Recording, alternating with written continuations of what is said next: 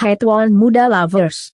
Kali ini Mince mau melanjutkan mengulas ringkasan cerita sinetron Terpaksa Menikahi Tuan Muda episode 178. Namun seperti biasa sebelum Mince mulai ceritanya, klik dulu tombol like, share, subscribe dan lonceng notifikasinya. Biar kalian Mince doain selalu sehat, selalu duit, selalu bahagia dan hutangnya lunas semua. Amin. Sudah kan? Baiklah kalau sudah. Mince mulai. Ceritanya. Di episode kali ini diceritakan jika Kinanti yang kini berada di ruang IGD sebuah rumah sakit dan sebelumnya diberi obat akhirnya siuman. Babang Gondrong pun jadi lega. Begitu juga dokter yang menanganinya sementara Kinanti yang emang masih sangat merindukan dan mencemaskan Nayaka buru-buru mengajak Babang Gondrong pulang sambil memohon agar lewat ke tempat Kinanti sebelumnya. Melihat Fitri membawa Nayaka, Babang Gondrong tentu saja kaget dan bilang, "Jangan macem-macem deh. Kamu tuh masih belum sehat. Mau ngapain lagi ke sana?" Kinanti dengan wajah sendu terus memohon. "Mas, saya mohon. Saya cuma mau mastiin bayi yang saya lihat tadi Nayaka atau bukan. Kalau Mas Abhi gak mau anter, saya akan tetap ke sana sendirian gimana pun caranya."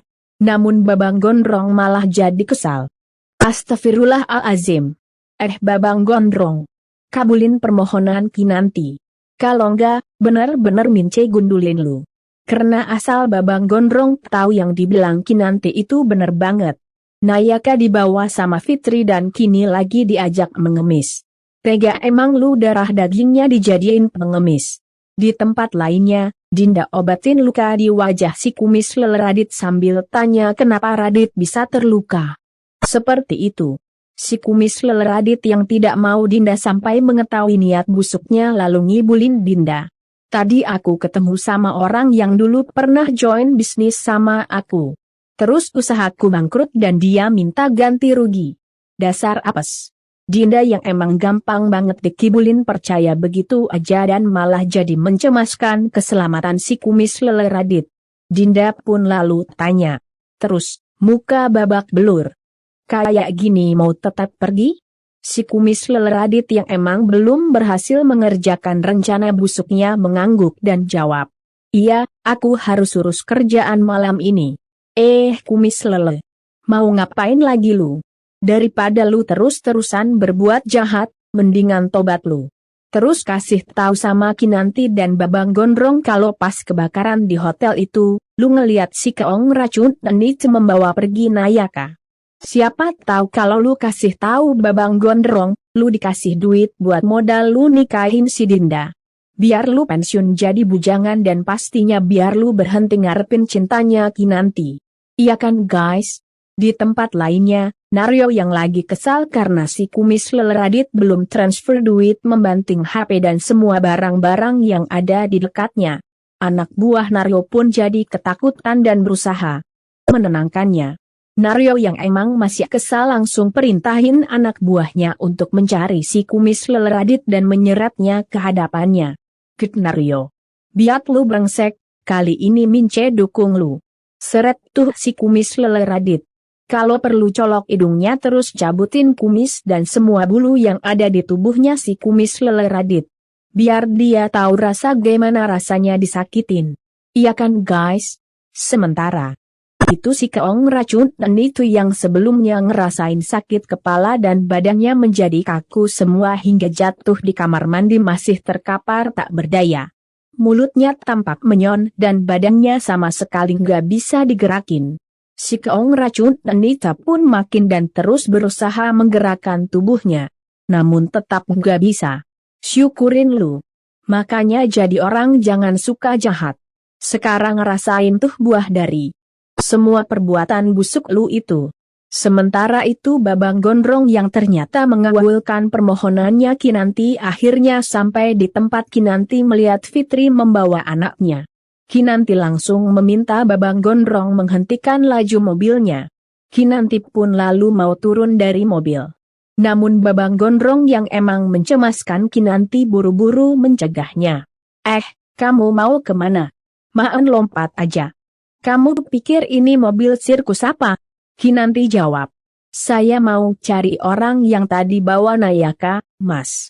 Babang Gondrong pun jadi kaget dan mau memberikan pengertian ke Kinanti jika Nayaka sudah meninggal saat terjadi kebakaran di hotel. Namun Kinanti buru-buru memotong ucapan Babang Gondrong. Saya mohon Mas, saya mau mastiin lagi. Kalau memang itu bukan Nayaka, baru kita pulang.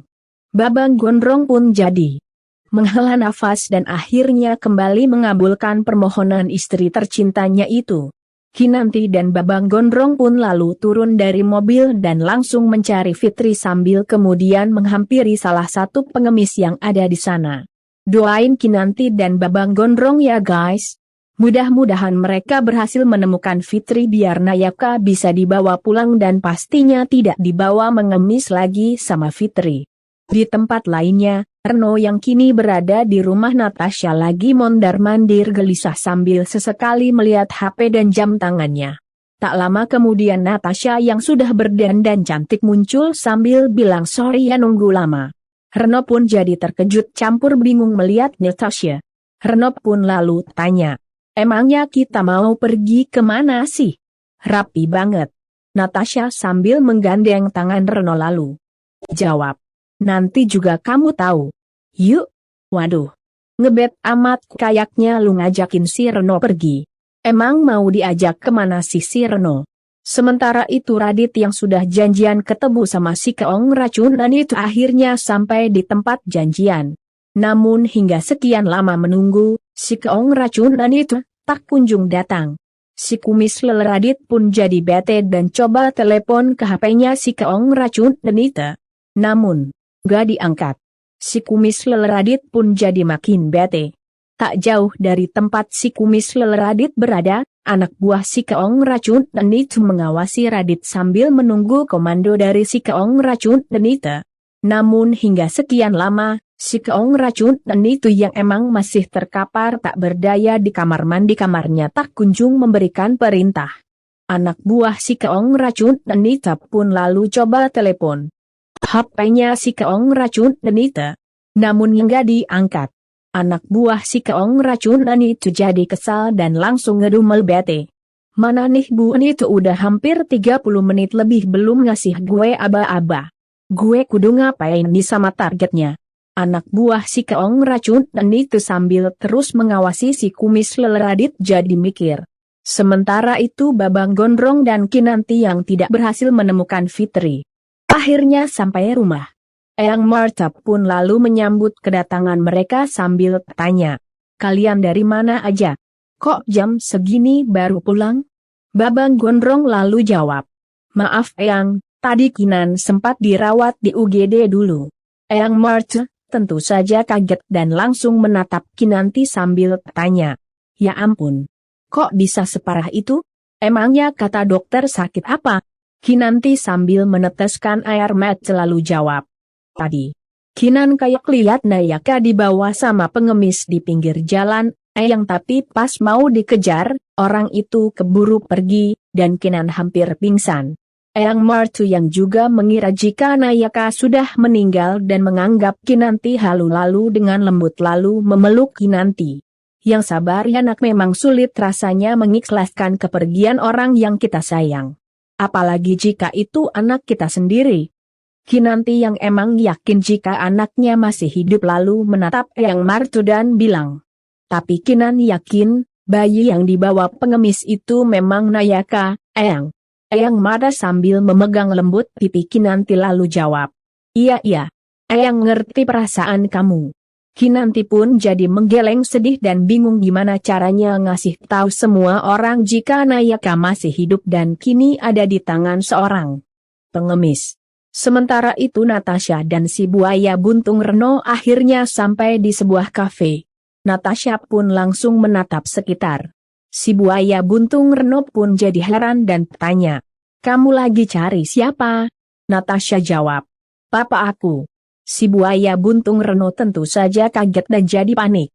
Karena biar bagaimanapun papahnya Natasha sudah pernah ketemu Reno dan sudah tahu jika Reno sudah menikah dengan anak.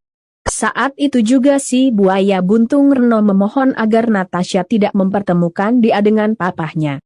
Namun Natasha tidak mengubrisnya dan malah bersikeras meminta Reno menemui papahnya. Kira-kira si buaya buntung Reno berani nemuin papahnya Natasha nggak ya? Sementara itu Babang Gondrong yang kini berada di pinggir kolam renang rumahnya lagi termenung mikirin Kinanti. Tak lama Eyang Marte menghampiri. Sambil tanya, "Kamu kok belum tidur?" Babang Gondrong jawab belum ngantuk. Eyang Marte pun jadi menghela nafas dan akhirnya bilang, "Eyang juga bingung harus gimana sama Kinan. Sebenarnya Eyang tuh kasihan sama dia. Ibu mana sih yang sanggup kehilangan anaknya? Eyang aja masih sedih karena kehilangan oma kamu, apalagi Kinan yang belum lama habisin waktu sama Nayaka. Tapi Kinan nggak bisa terus-terusan kayak begitu, bila lama-lama kejiwaannya bisa terganggu." Babang Gondrong pun jadi sedih dan matanya jadi berkaca-kaca mikirin Kinanti. Dengan perlahan, Babang Gondrong pun lalu jatuhkan kepalanya di bahu Marte. Babang Gondrong yang sebenarnya masih sedih karena harus kehilangan anaknya udah nggak kuat banget nahan perasaannya. Eyang Marte pun jadi nggak tega dan mau mengusap lembut rambut Babang Gondrong. Namun Babang Gondrong yang sadar tidak boleh lalu tiba-tiba menegakkan kepalanya sambil mengusap air matanya. Babang Gondrong dengan wajah sok tegar lalu bilang, "Eyang nggak usah khawatir ya. Semuanya bakal baik-baik aja kok." Eyang Marte malah makin gak tega sama Babang Gondrong. Eyang Marte pun lalu bilang, "Kamu nggak harus selalu pura-pura kuat, nggak salah kok kalau sesekali nangis. Kamu kan juga manusia biasa. Bisa sedih dan bisa capek juga." Babang Gondrong sambil menahan tangis berusaha tersenyum. "Namun maaf ya guys. Dengan sangat terpaksa ringkasan cerita Mince akhiri dulu sampai di sini. Kira-kira di episode kali ini Kinanti dan Babang Gondrong berhasil menemukan anaknya sekaligus membongkar kebusukan si keong racunan itu dan si ular kadut Amanda Gaya. Lalu kira-kira bagaimana dengan nasib si keong racunan itu yang kini masih terkapar tak berdaya di dalam kamar mandi kamarnya? Mince tunggu jawabannya di kolom komentar. Dan buat yang baru gabung, sekali lagi Mince ingetin, jangan lupa komen, klik like, share, subscribe dan lonceng notifikasinya. Biar kalian Mince doain, selalu sehat, selalu banyak duit, selalu bahagia, hutangnya lunas semua dan pastinya nggak akan ketinggalan update. Cerita sinetron terpaksa menikahi tuan muda. Bye.